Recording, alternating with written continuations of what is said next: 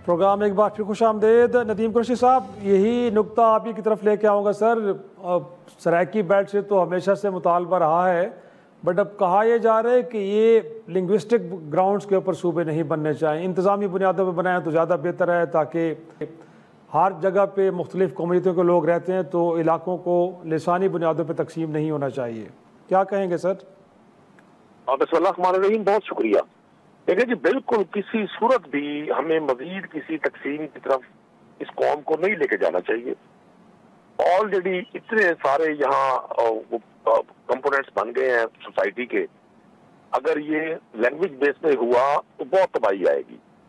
दूसरी बात यह है कि पाकिस्तान तहरीक इंसाफ का हमेशा से ये मौक़िफ़ रहा है कि एडमिनिस्ट्रेटिव बुनियादों पर पाकिस्तान में अब सूबों की जरूरत है।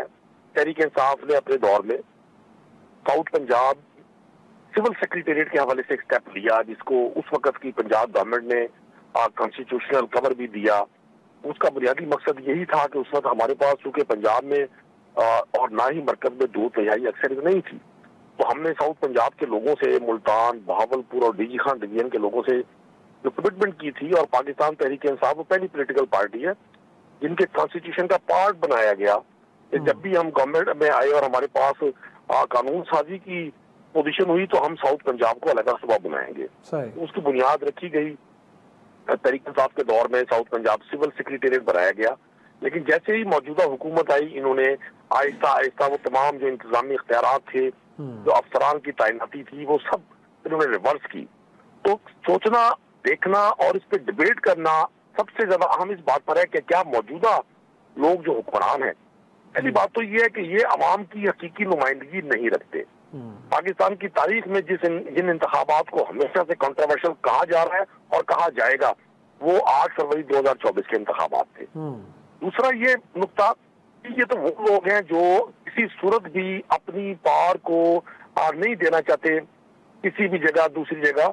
ये किस तरह से मुमकिन होगा कि पीपल्स पार्टी सिंध की तकसीम पर राजी हो जाए और PMLN जो पंजाब को अपना बैटलफील्ड समझती रही है, अगरचे उनको वहां ऑलमोस्ट तहरीक इंसाफ ने वॉश आउट कर दिया, वो कैसे ये चाहेंगे? तो मैं तो समझता हूँ ये एडमिनिस्ट्रेटिवली इन सूबों का क़याम वक्त की बड़ी अहम जरूरत है। लेकिन बहुत बेहतर होगा, बहुत अच्छा होगा कि ये अवाम के मुंतखब नुमाइंदे, अवाम के वोटों से आने वाले लोग इस फैसले को करने में अपना रोल प्ले करें। लेकिन अगर कोई माइंडसेट, कोई थॉट्स, कोई थिंक टैंक अगर इस पे डिबेट करवा रहा है और ये डिबेट अब हो रही है, तो मैं नहीं समझता कि हम इसको अपोज करेंगे। हमारी कोशिश और ख्वाहिश होगी कि एडमिनिस्ट्रेटिवली मुल्क में नए यूनिट्स बने, ताकि जो एक ये बहुत बड़ा जो ग्रास रूट लेवल की जो वर्किंग है, जो म्यूनिसिपल सर्विसेज हैं, वो भी आज 2025 में भी हमारे लोग, हमारे शहरी उनसे महरूम है। अब मौजूदा जो ये बारिशी सूरत हाल हुई है, जो बारिश हुई है, क्लाउड बर्स्ट हुआ है, आप कराची में भी, कराची में तो खैर क्लाउड बर्स्ट नहीं हुआ, बारिशें हुई हैं, अदरवाइज आप KP में भी देख लें, तो बहुत सारे मसाइल लोगों को फेस करने पड़ते हैं। आज भी कराची जैसा बड़ा शहर बेसिक म्यूनिसिपल सर्विसेज से सिर्फ इसलिए आप लोग महरूम है, वहाँ ड्रिंकिंग वाटर से लोग महरूम है वहाँ, क्योंकि गवर्नमेंट की तवज्जो ही नहीं है कि लोगों को रिलीफ दिया जाए। हमारे जो हुक्मरान किसी भी तरह से गवर्नमेंट में आते हैं, उनके तो अज़ाइम, उनके टारगेट और उनकी तरजीहात बड़ी डिफरेंट होती है। मैं समझता हूँ वो तो सर वो गिला तो फिर KP की हुकूमत से भी किया जाता है, जहाँ पे 11 साल से आपकी हुकूमत है, वहाँ पे भी गवर्नेंस के इशूज़ तो हैं। लेकिन थोड़ा सा सर अब आगे चलते हैं ना, अब निहाल हाशमी साहब से ये भी पूछते हैं सर। इनफैक्ट आपकी हुकूमत के वज़ीर ख़जाना तो अब ये भी फरमा रहे हैं कि NFC अवार्ड को भी रिविज़िट करना पड़ेगा, जो वसाइल की तकसीम का फार्मूला है वो को मुनासिब नहीं है। गोया कि आबादी की बुनियाद पे एक सूबा सब कुछ लेके चला जाता है, फिर उसके बाद दूसरा सूबा वफाक के जिसके पास दिफा है, जिसके पास डेट सर्विसिंग है, कर्जे उतारने हैं, उनके पास कुछ नहीं रहता। और अब तो ये कहा जा रहा है कि एक और चीज़ भी देखी जाए कि परफॉर्मेंस क्या है सूबों की, बिलखसूस हेल्थ में, एजुकेशन में, लॉ एंड ऑर्डर। अगर अच्छा परफॉर्म नहीं कर रहा तो फिर उसको NFC अवार्ड से पैसा नहीं मिल सकता उस कदर जैसे पहले दे रहे हैं। तो ये फार्मूला तो सर आप तय करने जा रहे हैं, बट आपके जो इत्तेहादी हैं पीपल्स पार्टी और बाकी वो इस पर सहमत हैं, कंफर्टेबल हैं? इफ्तिखार साहब, देखिए, जैसा मैंने अपने पहले गुफ्तगू में कहा था कि हर चीज़ पे बात होनी चाहिए। कोई चीज़ हरफ आखिर नहीं है। कुरान और सुन्ना के अलावा हर चीज़ दुनिया में बात होती है और होनी चाहिए। अगर बात नहीं होती तो आज जो दुनिया में साइंस के इतने इजादात हुए हैं वो ना होते। जो नए-नए तकाज़े हम अश्र हाज़िर के पूरे कर रहे हैं वो नहीं होता है। हम कहते हैं कि जनाब हम तो टांगा गाड़ी पे ही चलेंगे, हम तो बस पे नहीं चलेंगे, हम कार पे नहीं जाएँगे, हम जीप जैसे तकाज़े होते हैं, जब ज़रूरत होती है आप उसी के मुताबिक चीज़ें तय करते हैं। अब तक जो चीज़ें हैं वो है आबादी और रक़बा। अगर एडमिनिस्ट्रेटिवली कोई चीज़ बदल रहा होता है या जो फाइनेंस के एक्सपर्ट हैं उनको अगर ये अंदाज़ा हो रहा होता है कि हमारे मुल्क का एक ये हिस्सा जो है इसके तरक्यात के वो फ़वायद और वो जो टारगेट था वो हासिल नहीं हुआ, तो इसमें कोई बेहतरी लाई जाए ताकि हम ज़्यादा इससे फ़वायद हासिल कर सकें। उसमें इंतज़ामी तब्दीली की भी बहुत शदीद ज़रूरत होती है। जो मैकेनिज़्म होता है टैक्स कलेक्शन करने का, जो मैकेनिज़्म होता है टैक्स इम्पोज़ करने का, जो मैकेनिज़्म होता है उसको रीइंबर्स करने का, जो मैकेनिज़्म होता है उसको पब्लिक सेक्टर में डेवलपमेंट प्रोजेक्ट पे या फिर इंफ्रास्ट्रक्चर के डेवलपमेंट पे या फिर हेल्थ पे, एजुकेशन पे, वो सारे तकाज़ों को देखने के बाद ही एनएफसी में जो लोग बैठे हुए हैं वो बहुत ही माहिरीन होते हैं। हर सूबे में से जो एक-एक नुमाइंदा होता है, फिर फेडरेशन का नुमाइंदा होता है, वो सारे देखिए सबसे बुनियादी ढांचा हमारे ज़हन में रहना चाहिए, एनएफसी हो या कोई भी अवार्ड हो जिससे आम लोगों को फ़ायदा हो, हमारे जो सबसे नीचे ट्रिकल डाउन इफेक्ट उसको फ़ायदा हो, हमारे वार्ड गली और वार्ड और मोहल्ला लेवल से लेके प्रोविंस और प्रोविंस से लेके फेडरेशन को फ़ायदा हो। तो इस पे बहस होने की ज़रूरत है, इसमें गुफ्तगू होने की ज़रूरत है, इसमें नए फार्मूलाज़ की ज़रूरत है, उन फार्मूलाज़ को देख करके एक्सपर्ट ओपिनियन की ज़रूरत है, फिर पब्लिक एट लार्ज की डिस्कशन और डिबेट की ज़रूरत है, फिर जो लीगल एक्सपर्ट्स हैं उनकी ओपिनियन की ज़रूरत है, फिर रेवेन्यू कलेक्टर्स जो हैं उनके एक्सपर्टीज की ज़रूरत है कि how to collect the revenue and how to reimbursement it and how to distribute it. बहुत सारे देखिए बहुत सारी चीजें हैं।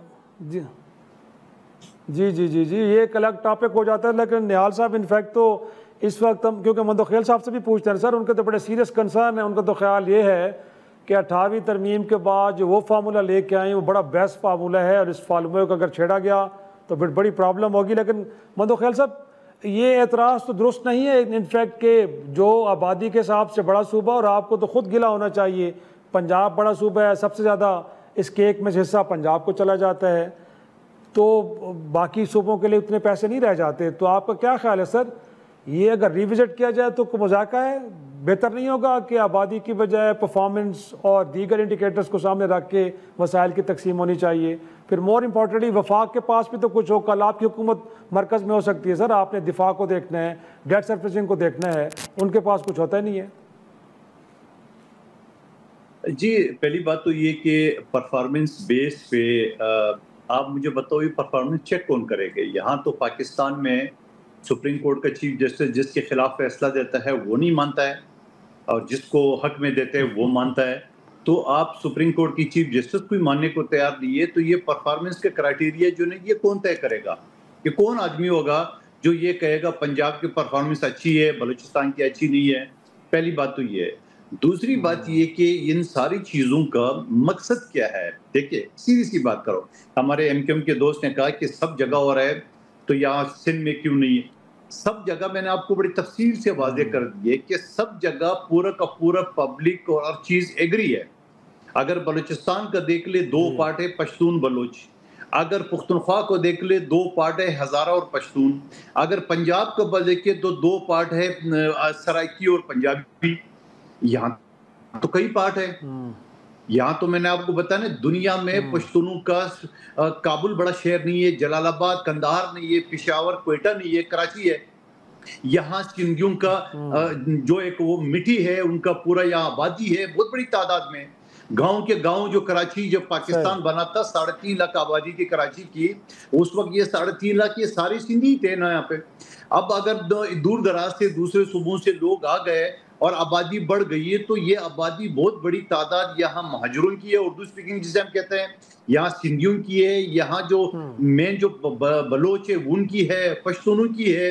तो मैं ये समझ रहा हूँ कि यहाँ मसाइल होंगे, यहाँ मसाइल पैदा होंगे। इस वजह से मैं करूँ, अगर आप बाकी तीनों सूबों का देख ले, उनकी बिल्कुल मुख्तलिफ उसका डायनामिक है। तो मैं ये समझ रहा हूँ कि NFC अवार्ड के हवाले से जो भी फार्मूला तय किया जा रहा है, तो उस फार्मूले को भी मैं समझ रहा हूँ, मैं दोबारा कहूँगा, ये भी एक शोशा है।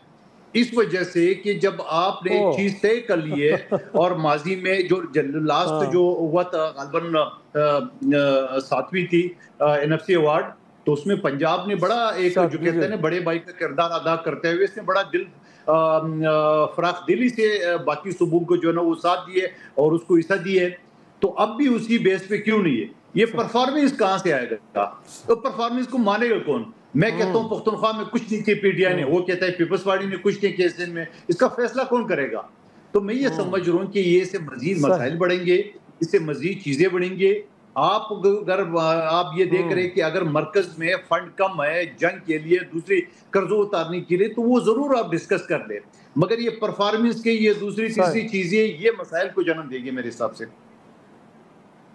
Point taken. ताहा साहब आपकी तरफ आऊंगा, लेकिन छोटे से ब्रेक के लिए कहा जाए, मैं ब्रेक से वापस ये नुक्ता मैं आपके सामने रखता हूँ।